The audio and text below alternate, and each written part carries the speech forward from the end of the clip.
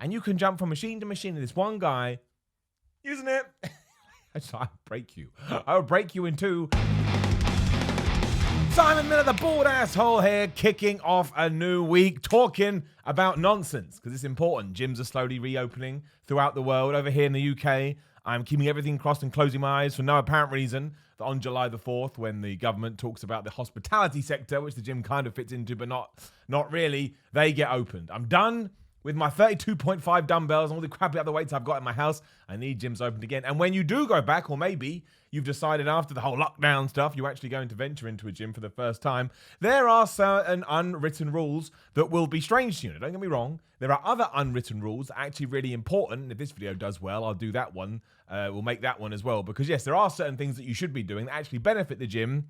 But this one is more important, or it's more funny anyway. It's the things that people would just do, and you'll be like, well, you're a bit of a dick, and they don't even know because it's the 8 unwritten rules of the gym that are absolutely stupid. Number 8 is, if there's a towel on a bench, or a bag, or some keys, it means the person who, that belongs to has decided that that's their bench. And it's not a shelf. They think it's a shelf. They think it's their personal movable locker. It happens all the time. And you'll see this person, and they'll be using a completely different piece of equipment. They will come back to the bench, and then they will sort of wipe their head, or maybe they do a little bit of a dex, or they go in their bag. I'm like, what the fuck are you doing?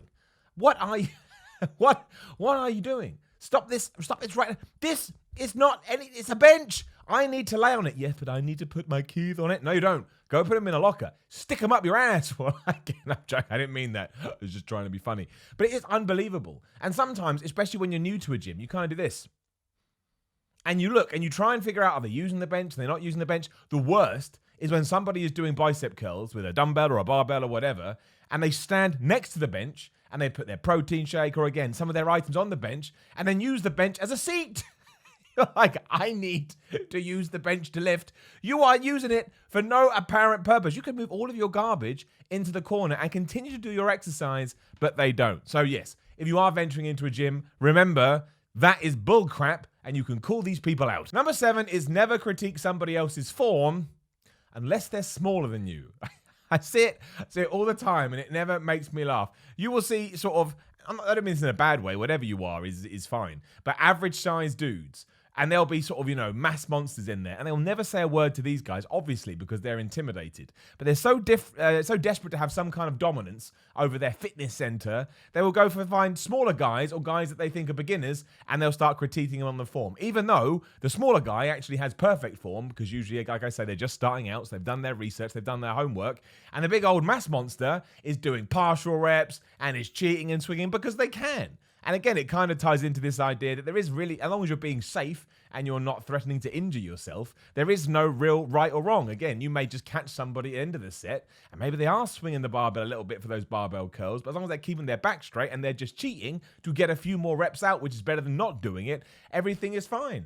It just drives me nuts. Here's a good rule. Don't criticize anybody's form in the gym. Even if it looks like someone's about to keel over and die, leave it to the people that run the gym, or just leave it up to them, because they're not going to be receptive. I would say, let's say 1 million people go to the gym. It's more than that. But I would say 999,000 people, more than that. 999.9 thousand people or whatever, they don't want to hear it. They don't. They just look at you and go, like some kind of cat. Number 6 is, if someone shouts, using that, from across the gym, you're not allowed to use it. It kind of ties into the bench one, but it's worse. Because you can go up to the pec deck. Don't like the pec deck, it hurts me. But you can go up to the pec deck, and again, you'll sit down, you're all ready to go. You're like, oh man, I'm going to get some decking of some pecking. And again, like 35 feet away, somebody who's clearly using another machine will go, using that. You're like, no, you're not. Even if you're supersetting right now, by the time you're done over there and haul ass back to where I am, I can get done one set, and I'll get off, and then you can get on, and you can do yours. Because if we abide by that rule, I can't use anything in this gym, because you have decided you want to use every piece of the gym. I can't stand it. I want to get in the gym, I put my headphones on, I put my head down, I just want to get through it as quickly as possible. Not because I don't enjoy it, because I want to be serious, and I want to be intense. And you can jump from machine to machine, and this one guy, using it, I would break you. I will break you in two, and then I will use your body to lift weights. Don't kill anyone in the gym. Number 5 is the Smith machine can be used for barbell rows, but it cannot be used for any kind of chest press or bench press, and it cannot be used for squats. If you use it for squats or bench press, you're a loser. You don't know what you're doing, and you should be fired out of a cannon. There's a gym cannon. You get put in the gym cannon, you get fired away, and you're not allowed to come back until you understand the rules. Obviously, use the Smith machine for whatever the hell you want. The Smith machine gets such a bad rap. Do I like using the Smith machine at all? No, I don't. I much prefer having a barbell because I feel it works to stabilize the muscles better and blah, blah, blah, blah. But if you want to, or if everything else in the gym is being used, you are allowed, and you shouldn't be getting judgmental eyes from these people, which you do. Oh, how much did you bench? I did 120 today. Was it on a Smith machine? Yes, doesn't count. Like, you're just extinguished from the record. Someone explain it to me, and there'll be one person watching this that agrees. You know, it's not a real lift. What do you mean not a real lift? We're not in Narnia. We're not in the Lord of the Rings. Like, it's still a lift. Unless you are competing for a strongman competition and one person has just done a proper bench press and you go, I'd rather use a Smith machine. Yes, then that's not a proper lift. That's illegal. But if you are just doing it for yourself when really, and you're in the gym, the biggest competition is you. You're just trying to get better than you were last week and last year and last 10 years.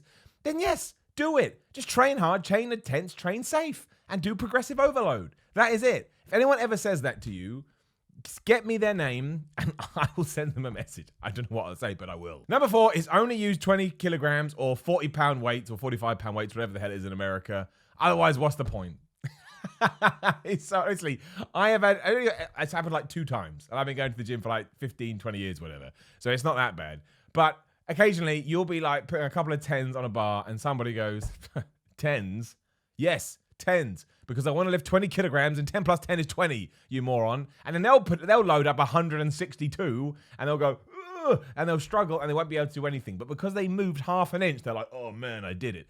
It's unbelievable. Again, put the amount of weight on. Why do you think gyms have different plates to begin with? So you can figure out, well, I need to lift 32.7999. I can take all these little bits and bobs and I can put them on. And that's okay. It's okay. Lift whatever the hell you want to lift. Not everybody has to just be, why are you going to the gym? Look how strong I am. Nobody cares how strong you are. Number 3 is spot everyone and anyone. As soon as you see them even remotely struggling with a weight, you have to run over there and help them out. Don't do it. Wait until you have been asked, hey bro, because you got to say that in gyms too. Hey bro, can you spot me? Yes, I will spot you. Then you accompany this person to their bench or wherever they're doing, and you help them lift the weights when they need it. Now, that's the other thing. Sometimes people are like, you know, they're on there, say that they can do 10 reps, right? And they get to 7 reps where you slow down a little bit because you're struggling, which obviously makes sense. They jump in and they just do it for you. You're like, what are you doing?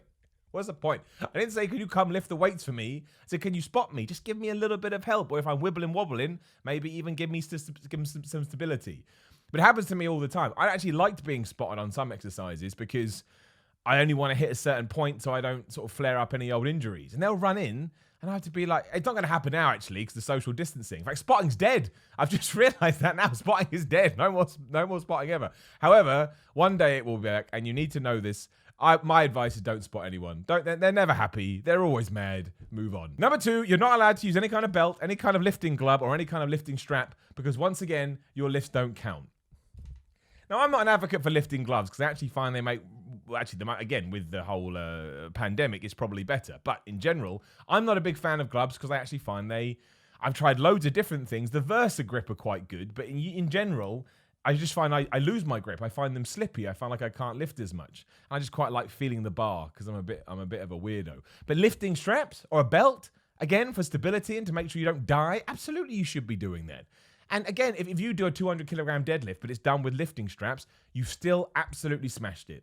And just because some guy doesn't want to think that you did, whatever apparatus or tools you want to use, you should use. If it works for you, it works for you. And there's a reason it got invented in the first place. It must have some benefit. I know there's a lot of garbage in the fitness industry, but do your research and look at reviews and whatnot. And as long as it has a good reputation and it, works for you, then it's good. I can't stand, especially gloves. Oh, you're such a wuss because you didn't wear gloves. What do you mean I'm such a wuss? You don't know what I do in my life. Maybe I'm army man. I mean, I'm not an army man. I am a massive wuss. But that's not the point. Number 1 is never, ever, ever, ever fill your water bottle up to the top. You're not allowed.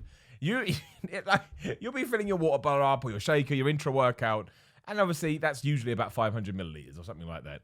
And every time, not even 9 times out of 10, every occasion, you're doing it, the person behind you will notice and they'll go, because they don't want to wait the extra 30 seconds it takes to go from 250 milliliters to 500 milliliters. It's like, dude, I'm filling. What do you mean? I fill up a quarter of a water bottle? Why the hell did I buy the whole water bottle? Why don't I just have a trough and drink out of that? Honestly, it must happen to me 3 times a week when I go to the gym. So I'm not trying to be a dick. I just would like some more water. There's no point me continually coming back to the water fountain. So I'll fill it up. It takes around about 45 seconds. If you really don't have the patience for 45 seconds, just go and sleep for the rest of your life. Especially at the moment, there's queues everywhere. But I crack up. It really, really makes me laugh. Sometimes I feel like turning around and going, problem? But I never do.